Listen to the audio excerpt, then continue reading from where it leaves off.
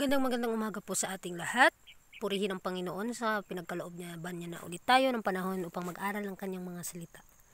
Sa libro pa rin ng In Heavenly Places ni Sister Ellen White, it's March 4 entitled Standing in the Light of Heaven. Sa 2 Corinthians chapter 4 verse 6, For God who commanded the light to shine out of darkness hath shined in our hearts to give the light of the knowledge of the glory of God in the face of Jesus Christ. So ang Diyos ay nag-utos sa liwanag na siyang liliwanag sa mga madilim. At ito'y magliliwanag sa ating mga puso at magbibigay kaliwanagan ng kaalaman ng kaluwalhatian ng Diyos sa pamamagitan ni Kristo Jesus. Provision has been made whereby the communication between heaven and our souls may be free and open. Finally, man can place himself where rays of light and glory from the throne of God will be given him in abundance. So, ang ating panahon ngayon ay nagpapakita lamang na kinakailangan na gamitin natin ito sa ating komunikasyon sa langit, between sa langit at sa atin. Ito ay libreng ipinagkaloob sa atin. Ito'y bukas para sa atin. Ang may katapusang tao ay maaaring makatanggap ng liwanag at kaluwalhatian na nanggagaling sa trono ng Diyos at magbibigay sa kanya ng abunda na biyaya. The light of the knowledge of the glory of God which shines in the face of Jesus Christ may shine upon him. He may stand where it can be said of him, Ye are the light of the world. Were it not for the communication between heaven and earth, there would be no light in the world. Malalaman natin na ang katotohanan, ang liwanag ay siyang karunungan o kaalaman ng kaluwalhatian ng Diyos na nagpapakita ito sa mukha ni Kristo. At itong liwanag na nanggagaling sa Panginoon ay maipapakita sa atin kapag tayo o pinili natin siya at makakatayo tayo sa harapan ng Panginoon at magsasabi na tayo ang liwanag ng mundo. Tandaan natin, kapag walang komunikasyon ang lupa at langit, walang liwanag ang mundo. Napakadilim dahil sa kasalanan. Kaya dahil kay Kristo, may pag-asa tayong maligtas. Like Sodom and Gomorrah, all men would perish beneath the just judgment of God, but the world is not left in darkness. The long-suffering mercy of God is still extended to the children of men, and it is His design that the rays of light which emanate from the throne of God shall be reflected by the children of light. So, nalalaman natin yung story ng Sodom at Gomorrah. Dahil wala ng kaliwanagan, wala ng kaalaman tungkol sa katotohanan, ang nangyayari ay napakasama na. At wala nang nakakapigil doon sa kasamaan na yun. Kaya winasak yun. At ang lahat ng tao doon ay nawala at hindi naligtas dahil nga ay hindi sila nakinig sa babala ng Panginoon. Kaya ang hatol ng Diyos ay nasuma sa kanila. Kaya ang mundo natin ngayon ay hindi pinababayaan ng Panginoon na didilim na lang na kagaya ng Sodom at Gomorrah. Ang kanyang mahabagin na awa, ang kanyang mahabang pasensya ay pinagkaloob sa bawat isa, sa bawat tao. At kinakailangan ng mga liwanag ng Panginoon ay ating tanggapin. Wag po natin itong sasayangin. At ang Panginoon nakakaalam sa ating mga puso na kahit tayo ay makasalanan, alam niya kung paano niya tayo iligtas. Ang kinakailangan lamang makipag-cooperate tayo sa kaligtasan na inibinigay niya sa atin. Na gusto ng Diyos na ma-reflect sa ating buhay ang karakter ni Kristo. It is our privilege to stand with the light of heaven upon us. It was thus the Enoch walked with God. It was no easier for Enoch to live a righteous life than it is for us at the present time. The world in his time was no more favorable to growth in grace and holiness than it is now. So ito yung pribilehiyo.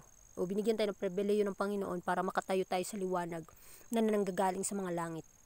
Kagaya ng buhay ni Enoch. Alam natin yung sitwasyon ni Enoch na kahit ay nakatira siya sa punong-puno ng kasalanan at kasamaan dito sa mundo, siya ay lumalakad na kasama ang Diyos na banal at tapat sa kanyang harapan. At hindi ito madali para kay Enoch na mabuhay na may katwiran o may katapatan sa Panginoon. Ngunit kung naangkin o nagawa nga ni Enoch noon sa time niya, magagawa din natin ngayon sa ating present time.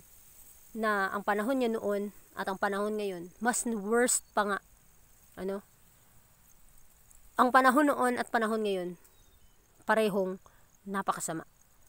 At same lang din kung ano yung naangkin ni Enoch o ano yung mga pagpapala na kanyang naangkin ay maaangkin din natin. At kung ano man ang mga nagagamit niyang instrumento para makapanagumpay siya sa kanyang pagsubok sa buhay, sa kanyang mga kahinaan, ay yun din ay maaangkin din natin. Dahil ang Diyos ni Enoch, ni Isaac, ni Jacob, ay Diyos din natin ngayon na pinaglilingkuran. Sa pamamagitan noon, ay bibigyan tayo ng Panginoon ng biyaya na siyang magpapabanal sa atin ngayon. It was by prayer and communion with God that Enoch was enabled to escape the corruption that is in the world through lust. We are living in the perils of the last days, and we must receive our strength from the same source. So, ang buhay ni Enoch noon, nalalaman natin na always siyang communicate sa Panginoon. Hindi napuputol ang kanyang pakikiugnay sa Diyos. At alam natin na sa panahon ni Enoch din, ay punong-puno din ng korupsyon ang mundo sa pamamagitan ng true lust, sa mga kahinaan ng laman. At tayo ay nabubuhay na sa katapusan ng mundo na kung saan ay punong-puno na ng kasamaan. At kinakailangan nating tanggapin ang lakas o kalakasan na nanggagaling sa Panginoon, na siya ang pinanggalingan ng lahat ng pagpapala. Dahil kung wala ang Diyos, o wala ang anak ng Diyos, wala ang Panginoon, wala po tayong magagawa. Kaya, we must walk with God. A separation from the world is required for us. For we cannot remain free from its pollution unless we follow the example of the faithful Enoch. So tayo ay kinakailangan na lumakad sa Diyos. Ito lamang ang tanging nating pag-asa upang maging banal o maging katanggap-tanggap ang ating mga effort, ang ating mga panalangin sa Diyos. Kinakailangan din nating sumeparate sa mundo. Humiwalay sa mga gawain ng mundo. Ito'y require sa atin. Dahil hindi tayo kinakailangan na kapag nakilala natin ang Panginoon, may moves tayo na gagawin. Marami tayong isasakripisyo ng mga bagay na nakakasanayan natin gawin noon na sa mga makamundong bagay na kinakailangan na alisin natin ngayon. Dahil punong-puno na ng polusyon ang mundo. Tinatandaan natin na tayo ay humakbang na may katapatan kagaya ng buhay ni Enoch, siya ay tapat sa Panginoon. Those who profess the religion of Christ should understand the responsibility resting upon them. They should feel that this is an individual work, an individual preaching of Christ. So tandaan natin, kapag tayo ay nalalaman natin ang katotohanan, kapag tayo ay lumalakad sa katwiran ni Kristo, o tayo nag-aangkin sa pangalan ni Kristo, sa pangalan ng Panginoon, kinakailangan nating maintindihan ano yung responsibilidad natin sa mundo. At kinakailangan din nating lakaran isa-isa ang buhay ng ating Panginoon. Dahil may kanya-kanya po tayong gawain. May kanya-kanya din po tayong kung paano natin maipapakilala si Kristo sa mundo. Sa ating mga gawa, sa ating mga salita. Kung ano man ang meron sa atin, ay ipagmalaki natin ang Panginoon sa ating mga gawain. Parangalan po ang kanyang pangalan sa ating mga hangarin. If each would realize this and take hold of the work, we should be as mighty as an army with the banners. The heavenly dove would hover over us. The light of the glory of God would be no more shut away from us than it was from the devoted Enoch. So sa bawat isa sa atin, naway ma-realize natin kung gaano kaimportante na tayo'y gumawa na may katapatan sa harap ng Panginoon. Kailangan din nating panghawakan ng mabuti ang ating pananampalataya sa ating Panginoon. At bilang kamanggagawa niya, tayo ay mga mahihina. Si Kristo lamang ating kalakasan. At mapapansin din natin na ang makalangit na mga bagay, kapag pinagkaloob na sa bawat isa sa atin, may papakita natin yung liwanag na nanggagaling sa kaluwalhatian ng Diyos. At ito'y may pamamalas natin sa ating buhay, kagaya ng buhay ni Enoch na siya'y lumakad na may katapatan. Kapag tayo ay humihingi ng mga bagay na naaayon sa kanyang banal na pangalan, at alam ng Panginoon na magagamit ito sa kanyang kaluwalhatian, malalaman natin na tayo ay kumakapit sa walang katapusang pagpapala o kumakapit tayo sa ating Panginoong Hesus na kung saan siya ang nagbibigay sa atin ng kalakasan. So sa pag-aaral natin ngayon, malalaman natin na tayo yung mga mahihina, tayo ay makasalanan.